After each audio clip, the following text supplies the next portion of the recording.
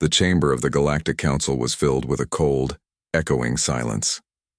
1,000 stars shone through the tall glass walls, casting soft blue light across the polished floor.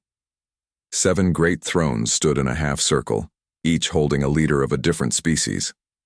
Behind them floated a massive holographic image of Earth, glowing like a quiet blue pearl in the dark. At the center of the chamber, the elder slowly rose from his seat.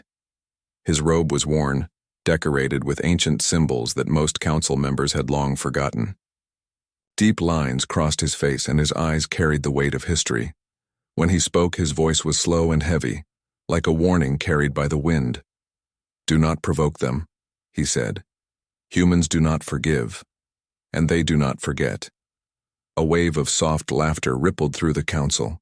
One of the younger ambassadors leaned back in his chair with a smirk. "Elder, those are old war stories," he said. "Humans have been quiet for centuries. Their fleets are nothing compared to ours now." The elder turned his gaze toward him. "Quiet does not mean weak," he replied. "Their silence is not submission, it is patience." A high-ranking military commander tapped his claws on the table. "Patience or fear," he said with a sneer. "They hide behind their little planet because they know they cannot win. They are fractured, fighting among themselves. We can take what we want. Earth's resources will fuel the council for generations." The elder stepped forward. His voice grew louder, almost shaking the chamber. "I was there," he said. "I saw what happens when humanity is threatened. Entire fleets were reduced to ash, worlds burned. They fought like no other species in history, not because they wanted conquest, but because someone forced their hand." The chamber dimmed as the elder activated an ancient recording. The hologram changed from peaceful Earth to a star system engulfed in chaos. Dozens of alien warships surrounded a human colony world. The next second, blinding flashes filled the display. Human warships appeared out of nowhere, hitting targets with terrifying precision. The enemy fleet shattered in moments. "They remember everything," the elder continued. "Every betrayal, every insult, every act of aggression. If you push them, they will answer. Not tomorrow, not next year, but in a way you cannot imagine." Several council members shifted uneasily, but the younger leaders still refused to take him seriously. One councillor raised a hand. "Enough," he said. "Your stories belong to another time. The humans you knew are gone. Today they are weak. Their colonies are small. Their influence is fading. We have a chance to take control of their system before they become a problem again." Another added quickly, "The council must act now. If we hesitate, we risk losing our advantage." The elder stared at them in disbelief. He had spent his entire life studying humanity, watching them recover from wars, rebuild faster than anyone thought possible, and adapt to every threat thrown their way. And now, these ambitious young leaders were ready to repeat the same mistakes of the past. He turned to the Supreme Speaker, who sat on the Grand Central Throne. "If you vote for action," the elder said, "you are not starting a small conflict. You are opening the door to something none of you are ready to face. You are calling upon the storm." The Supreme Speaker leaned forward, his sharp blue eyes reflecting the holographic Earth behind him. "Your warning has been heard," he said calmly, "but the Council will decide based on facts, not fear." One by one, glowing crystals on each throne lit up as the leaders cast their votes. Red for no, green for yes. The chamber filled with light. 1 green, 2, 3, 4. The count climbed steadily. The elder watched as his heart sank. The final vote came from the speaker. He raised his hand slowly, then pressed the green crystal. The chamber responded with a deep chime. The decision was made. "The motion to deploy the containment fleet to the Sol system has passed," the speaker announced. "Preparations begin immediately." Excitement buzzed through the younger council members. They whispered about fleets, resources, and strategy as if victory was already in their hands. Only the elder remained standing in silence. The holographic Earth turned slowly behind him, glowing like a calm eye before a storm. "You are making a mistake you cannot undo," the elder said softly. A commander laughed. "Elder, it's just one small planet." The elder turned his eyes toward him. That small planet has ended empires before, he said. They will not forgive this. And they will not forget. His warning echoed across the chamber, but no one listened. Plans were drawn. Fleets were prepared. The council believed they were writing the next chapter of their dominance, but the elder knew better.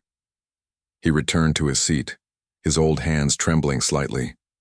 He could already see the future they were rushing toward, the same future he had tried to stop long ago. As the council meeting ended, he whispered to himself, "The stars will burn again." Outside, the great spires of the galactic capital glowed under the starlight. Across the galaxy, massive fleets began to move, unaware that their actions had already lit the fuse. Humanity would soon hear of this decision, and when they did, the galaxy would learn what it truly meant to ignore the Elder's warning. Far from the shining halls of the Galactic Council, space around the solar system grew restless. One by one, enormous alien warships appeared out of hyperspace. Their sleek black hulls reflected distant starlight. Hundreds of ships formed a massive formation near the outer edge of the solar system, just beyond the orbit of Neptune. This was the Containment Fleet, the Council's most powerful military force. Their mission was simple: blockade Earth, cut off its communications, and force humanity to obey new Council laws. Many on the fleet believed this mission would be over in days. Inside the flagship Verat Prime, Fleet Admiral Care stood before a wide viewing window, his arms behind his back. His species had blue metallic skin, and his sharp eyes gleamed with pride as he looked at the holographic map of the Sol system. "So this is the legendary human star system," Care said with a smirk. "It looks peaceful, too peaceful." His second-in-command, Commander Ilra, nodded. "Our scouts report no fleet movements, no defense signals. Their planetary network is quiet. It seems they are not prepared for us." Care let out a low laugh. "Exactly as expected. They are hiding like frightened animals." Across the fleet, alien officers busied themselves. Drones were launched. Blockade lines were drawn. A ring of ships formed slowly, surrounding Earth's solar system like a tightening noose. Broadcast towers extended their signals across space, sending out the Council's message. "By order of the Galactic Council, Earth is now under containment. Comply with resource transfer protocols. Do not resist. Your cooperation will ensure peace."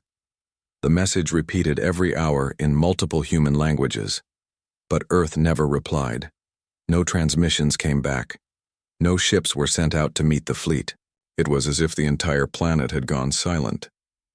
Inside the Verat Prime, the officers grew uneasy. Commander Ilra turned to Care. "Why is there no response? Even a weak species would send ambassadors or protest." Care shrugged. "It doesn't matter. Their silence is fear. Soon they will beg to negotiate." But not everyone shared his confidence. At the edge of the formation, Scout Captain Drex watched his sensors closely. His ship had detected strange readings from the direction of Mars.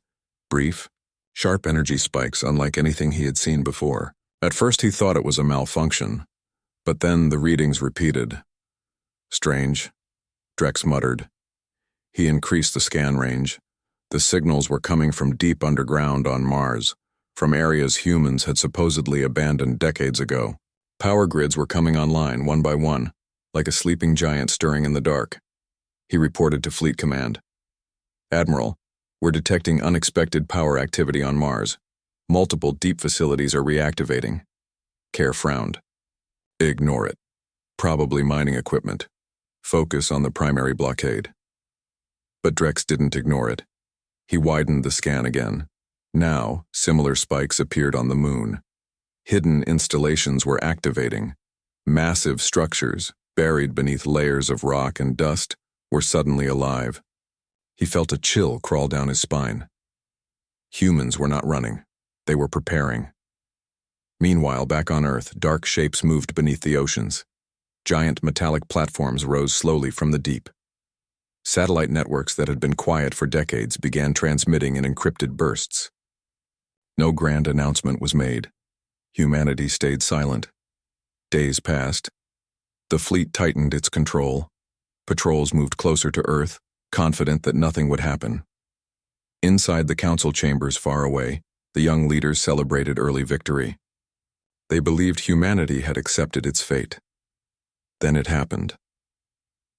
On the 5th day, as the fleet adjusted its patrol lines near Saturn, a small human ship suddenly appeared. It wasn't like any of their scouts had ever seen. Compact, dark, and almost invisible on sensors. It moved without any signal or identification, cutting through space like a shadow. Unidentified vessel detected. An officer shouted. Care leaned forward. Finally, he said with a grin. Let's see what these humans have left. Target it. Several alien ships locked their weapons onto the small vessel. But before they could fire, the human ship moved. In less than a second, it accelerated to incredible speed, weaving through the blockade like a ghost. It reached the fleet's lead battleship, hovered for a moment, and then unleashed a blinding pulse of energy. Alarm screamed across the flagship. Systems flickered. Shields collapsed. The lead ship went completely dark. Engines died. Communications were cut. In one move, the mysterious human vessel had disabled the most powerful ship in the fleet, without firing a single traditional shot. What happened? Kea roared. Unknown technology, an officer stammered. They bypassed our defenses completely. The small human ship didn't stay to fight. It vanished just as suddenly as it had appeared, leaving the alien fleet in confusion and shock. The once proud formation now had a dead flagship floating silently near Saturn, like a warning. Across the fleet, fear spread quietly. Officers exchanged nervous glances. If a single small human craft could do that, what else were they hiding? On the Verat Prime, Care forced himself to stay calm. It was a trick, he said. They got lucky. Prepare the secondary command ship. Increase patrols. Find that vessel. But deep down, even he felt something he hadn't felt in years. Doubt. Scout Captain Drex looked at the Mars readings again. The underground power sources were now at full capacity. He whispered to himself. They're not afraid. They're waiting. The Elder's warning echoed in his mind, though he had never met the Elder personally. They do not forgive. They do not forget. In the cold darkness of space, the first move had been made. And it was not by the Council. The alien fleet floated uneasily near Saturn. The wreck of the flagship hung in space like a silent warning. The once proud and confident fleet had been shaken by a single human vessel that appeared and vanished like a phantom. For 5 days, Earth had remained completely quiet. No signals, no ambassadors, no surrender. The Council fleet commanders began to question the silence. It was not weakness. It was something else, something colder. Inside the command bridge of the new flagship Tyraxis, Admiral Care paced back and forth. Why have they not responded? He muttered. Every species always responds. Threats offers protests. But the humans, nothing. Commander Ilra spoke carefully. The men are growing nervous. Some think the Elder's warning was real. The strange activity on Mars and the Moon continues. And that small ship, no one can explain what it did. Care slammed his fist against the console. Superstition. Nothing more. They are just trying to frighten us. But his voice lacked the strength it once had. Suddenly the bridge lights dimmed. A sharp alarm echoed through every deck. Technicians shouted as their systems flickered. Admiral, a massive signal is being broadcast from the inner system. It's coming from Earth itself. Care turned to the main display. A wave of energy spread outward from the blue planet. Every alien ship's communication system froze. Their encrypted channels broke. Human code flooded the network like a silent storm. One by one, alien screens went black. Then a single message appeared in every language on every ship at the exact same moment. The message was short, cold.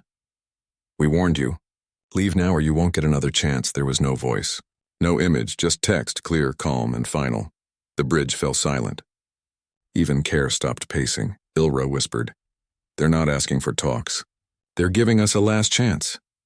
The communication officers tried to restore the fleet's network, but nothing worked. Human code had slipped through their systems like water through sand. For almost 10 minutes, the entire alien fleet was deaf and blind, unable to talk to one another, unable to call for help. Then, just as suddenly, the systems came back online, but the human message remained on the screens, glowing like a quiet threat. Far away in the Galactic Council chamber, the transmission was received too. The council members gathered quickly, whispering nervously. One of the younger leaders slammed his hands on the table. "It's a bluff," he said. "Their message is short because they have nothing else to say. If we retreat now, we will look weak." Another disagreed. "They shut down our best fleet's communications like it was nothing. You saw the flagship. This is not a bluff." The Supreme Speaker looked at the Elder. "Is this what you warned us about?" The Elder didn't answer directly. He stared at the hologram of Earth as it rotated slowly before them. His voice was soft, almost like a whisper. "This is only the beginning." Back in the fleet, Admiral Care gathered his officers.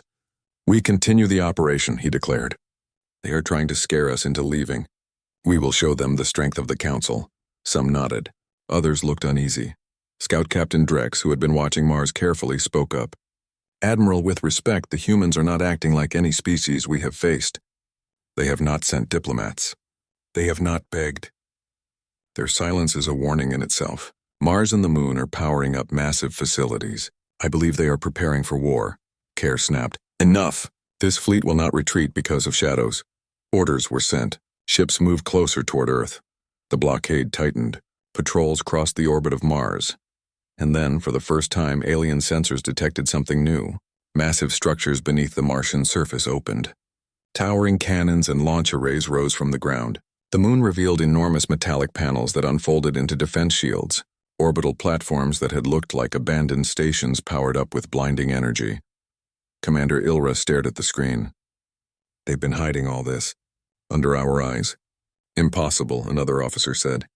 "Our scouts saw nothing weeks ago." "They waited," Drex whispered. "They waited for us to step closer." Before Care could give any orders, another alert flashed across the bridge. Unknown contacts appeared on the edge of the solar system. At first, there were only a few, then dozens, then hundreds. "Multiple warp signatures detected," the technician shouted. "They're human ships, warships." The display filled with red markers. Human vessels of different sizes and shapes emerged from deep space. Some were fast and small, like the one that disabled their flagship. Others were huge, shaped like blades and towers, carrying weapons never seen in Council records. They didn't broadcast signals. They didn't speak. They moved like predators circling prey. The alien fleet scrambled to form defensive positions. Care shouted commands. But the humans didn't attack immediately. They simply surrounded the alien fleet from a distance, staying silent, their ships glowing faintly with unknown power. It was psychological. The aliens could feel it. The humans wanted them to understand they were not the hunters anymore. On the Council's capital world, debates turned into shouting. Half wanted to retreat before war began. The other half believed the humans were bluffing and needed to be crushed now before they grew stronger. The decision was rushed. The speaker finally declared, "We will not retreat. Reinforcements will be sent. We will break their defenses before they break our control." The Elder closed his eyes. "You are walking into the fire." Back near Earth, the Council fleet received the speaker's order. "Attack." Care stood tall. "You heard the Council? Prepare all weapons. We strike at dawn." Outside the windows, human warships hung in the void like silent giants, their weapons not yet aimed, but waiting. The silence had finally broken. Humanity had spoken once.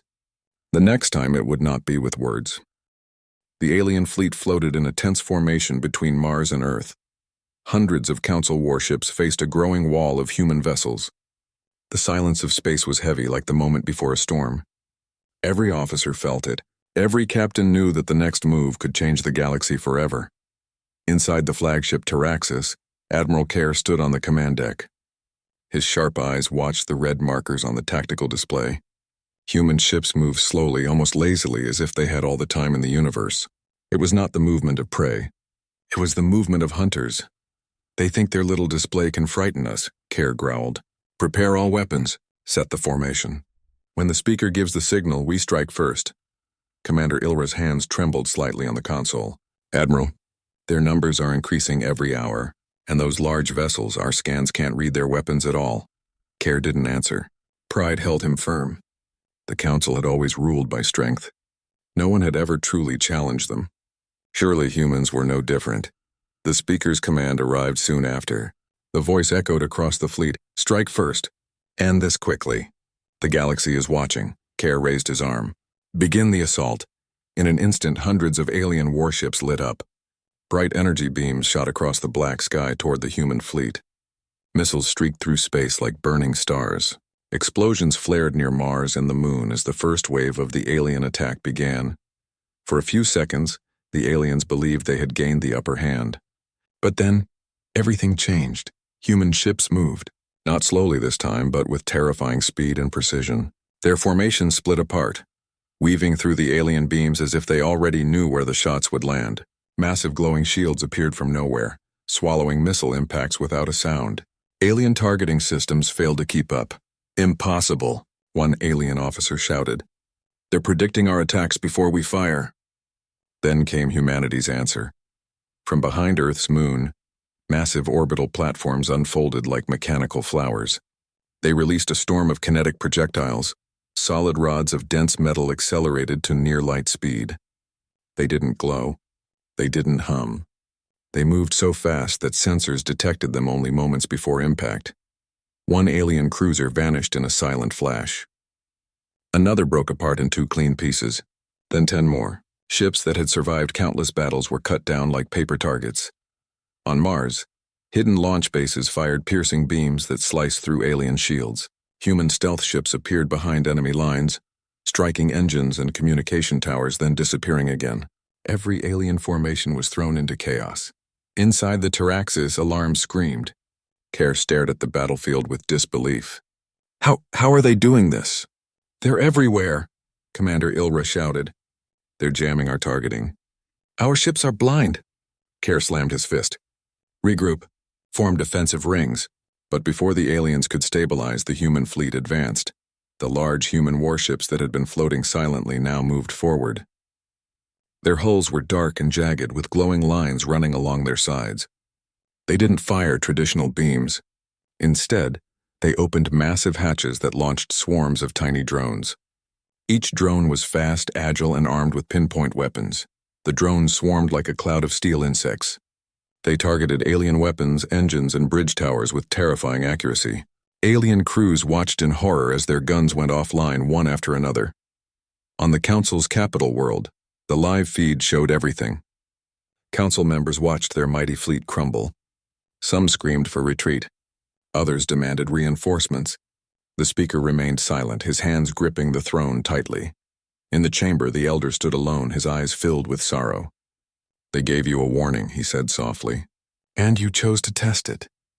Back in the battlefield, the alien fleet tried to retreat toward Saturn.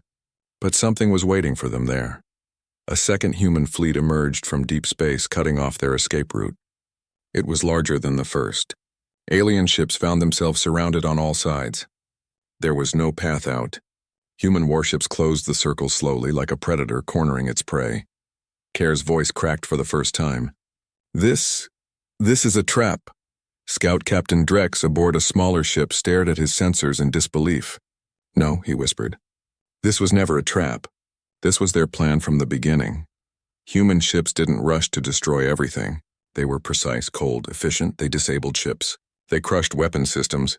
They isolated groups, then eliminated them one by one.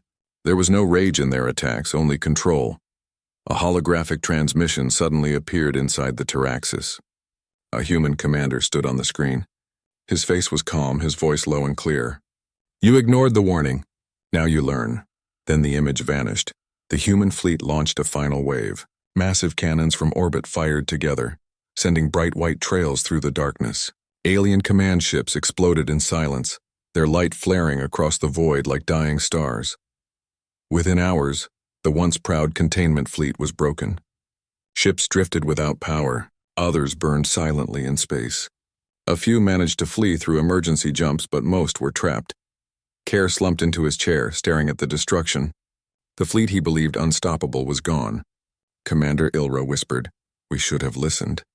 Scout Captain Drex closed his eyes. The elder's words echoed in his mind again. They do not forgive.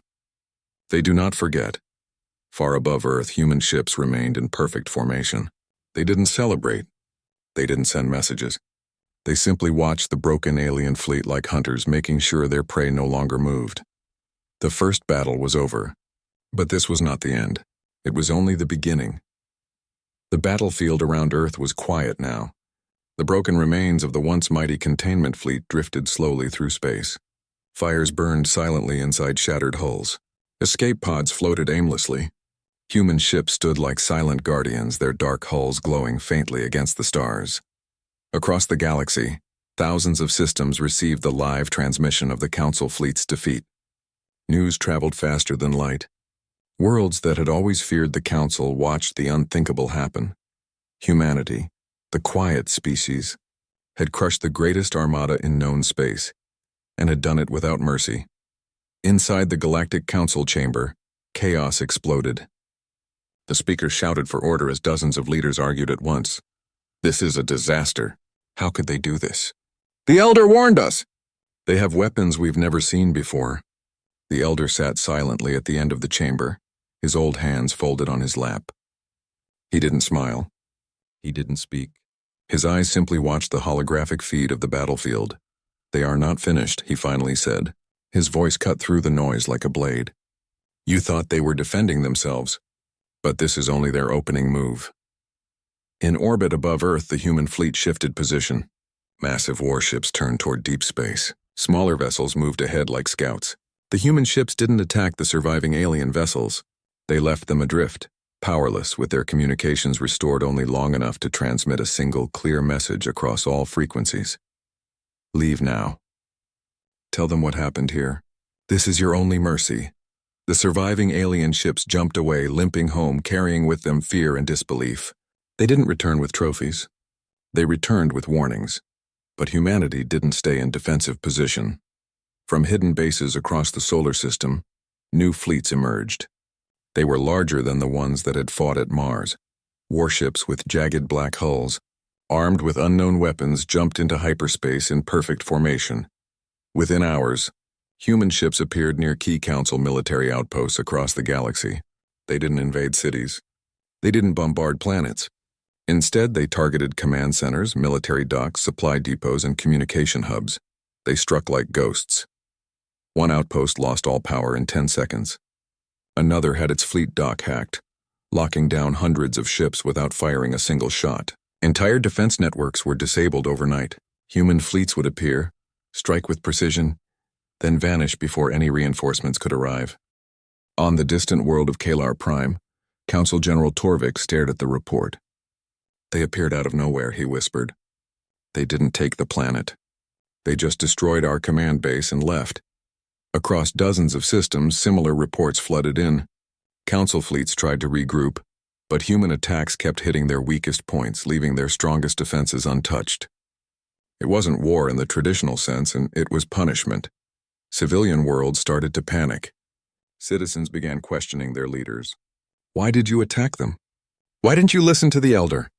Will they come here next?" The Council's political control began to crumble from within. Worlds that had feared the Council's power now feared humanity's wrath even more. Some declared neutrality overnight. Others secretly contacted human envoys, begging not to be targeted. In the Council chamber, the speaker slammed his fist against the table. "We cannot allow them to dictate terms. We will form a coalition. Every fleet we have left will join together. We will crush them before they reach the core worlds." His words echoed through the chamber, but many leaders avoided his eyes. They had seen the transmissions. They had seen the precision strikes. The Council's fleets were large but slow and predictable. Humanity's fleets moved like they knew every weakness already. One leader spoke softly. "They're not trying to conquer us. They're sending a message." The Elder nodded. "Yes, and you are not listening." Again. Still, the Council prepared their Grand Armada, the Unity Fleet, a desperate alliance of dozens of species. It was the largest gathering of warships in recorded history. If humanity wanted to keep attacking, they would have to face this force. But even as the fleet gathered near the Council's capital world, new reports arrived. "They've disappeared," a technician said. "All human fleets have vanished from our sensors." The speaker leaned forward. "Where did they go?" No one had an answer. Across the galaxy, silence returned. Human attacks suddenly stopped. Communication lines were open again. Supply stations started repairing themselves. It almost felt like humanity had withdrawn. But the Elder stood in the empty council hall late that night, staring at the stars. He had seen this before.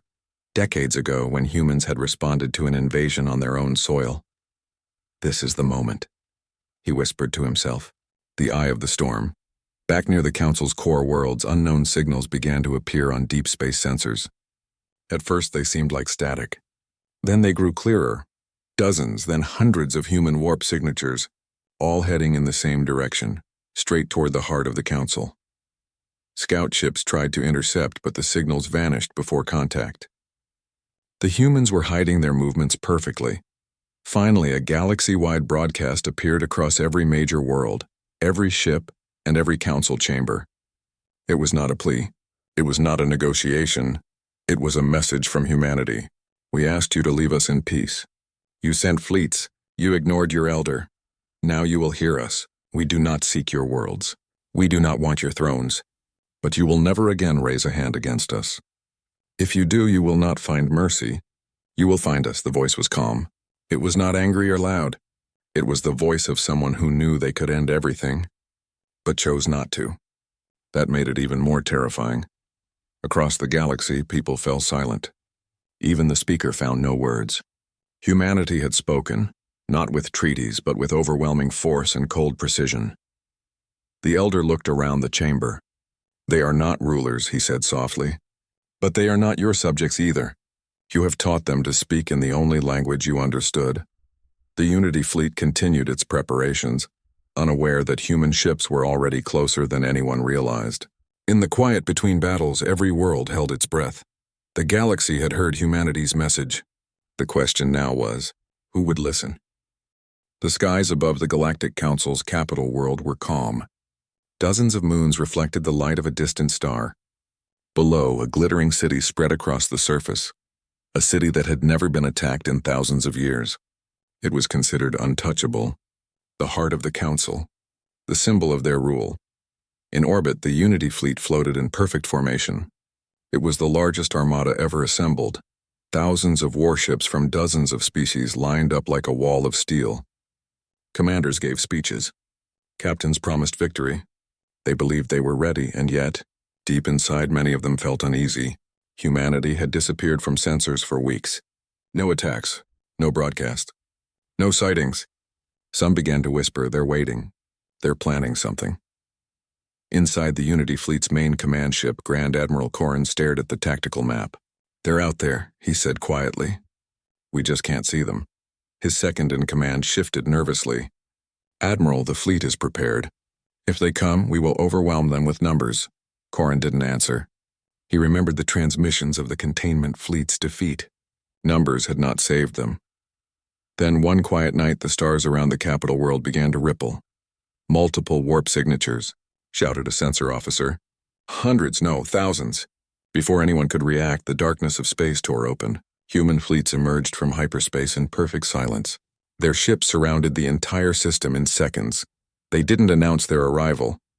There was no warning signal this time. Their formation was precise, encircling the capital world like a tightening ring. Panic spread across the Unity fleet. Captains shouted for orders. Communications jammed as fleets scrambled to adjust their positions. The humans had appeared exactly where they weren't supposed to, inside the defensive perimeter. They bypassed our detection net completely, one officer gasped. They're already here. Grand Admiral Corrin clenched his fists. All ships, defensive formation. Prepare for engagement. Alien warships powered up their shields. Cannons aimed into the dark. A massive wall of fire lit up space as thousands of alien ships unleashed their opening barrage toward the human fleets. The blasts filled the void with light. For a moment, the aliens felt powerful again. But when the smoke cleared, the human ships were still there. Their dark hulls shimmered with strange energy fields. Alien weapons barely scratched their surfaces. Then, humanity struck back. From hundreds of human ships, coordinated waves of kinetic projectiles and focused energy beams cut through alien lines with surgical precision. Alien ships exploded in every direction. Human stealth vessels appeared behind key targets, crippling command ships before anyone could respond. The Unity fleet tried to regroup, but humanity's attacks came from every angle, from every direction. It was not a battle, and it was a dismantling. The largest fleet in history was being taken apart, piece by piece. Inside the council chamber, the speaker watched the live feed on the central screen. His face turned pale as explosions filled the sky around the capital world. "This cannot be happening," he whispered. The elder stood nearby, his expression calm but heavy. "This is the price," he said. "You thought their silence was weakness, but silence was their blade." In less than an hour, the outer defense lines were gone. Alien ships fled in every direction, but human fleets blocked every escape route. No one could run. Massive human dreadnoughts advanced slowly toward the capital world. Their shadows passed over the alien cities below like dark clouds. Civilian broadcasts flooded the networks. People screamed. Families fled underground. For the first time in their history, the Council's homeworld was under siege. On the command ship, Admiral Corrin made his final decision. "If we are to fall," he said, "we fall fighting." The Unity fleet charged in one last desperate wave. Thousands of ships rushed toward the human lines. Humanity answered with cold precision. The largest human dreadnought opened its hull. From within, a beam of pure energy erupted. Not explosive, but cutting. The beam sliced through entire squadrons like paper, carving a line straight through the charging fleet. Dozens of alien ships broke apart in silence. Others collided, lost in the chaos. Within minutes, the final charge turned into a storm of broken metal and flame. And then in the middle of the destruction, all alien communication screens lit up. A single human figure appeared. He was calm. His uniform was simple. His face carried no anger, only certainty. "We warned you. We gave you a chance. You answered with fleets. You answered with arrogance. Now you will listen." His image expanded across every city, every ship, every council chamber. The people of the galaxy were watching. "We do not want your worlds. We do not want your thrones. But we will not be threatened again. This is your lesson. You ignored the Elder's warning. You believed mercy was weakness. It is not." The transmission ended. Outside, the human fleet stopped firing. The alien armada was broken, drifting in silence. No human ship approached the planet's surface. They didn't need to. Their message was clear. In the council chamber, the speaker sat in silence. His hands shook. Around him, the once proud leaders were speechless. The elder slowly rose. "They could have destroyed this world," the elder said. "They could have burned everything. But they didn't, remember that." The speaker swallowed hard. "What do they want?" The elder turned to the hologram of Earth. "Respect and silence." Days later, the remaining council fleet stood down. Treaties were signed. Not by human diplomats, by terrified alien leaders. Humanity didn't demand control. They demanded distance, boundaries. A simple promise. Never again. Across the galaxy, worlds whispered of the battle at the heart, the day humanity surrounded the Council and broke its greatest fleet. No songs were sung, no monuments were built, but fear traveled faster than any story ever had. On a quiet human station orbiting the moon, the same commander who had given the warning watched the stars through a large viewing window. His voice was calm as he spoke to his officers. "They won't forget this," he said. "They shouldn't," his officer replied. Back in the council chamber, the elder sat alone, staring at the star map. He whispered softly to himself, "They warned you, and you didn't listen. The galaxy would never be the same again."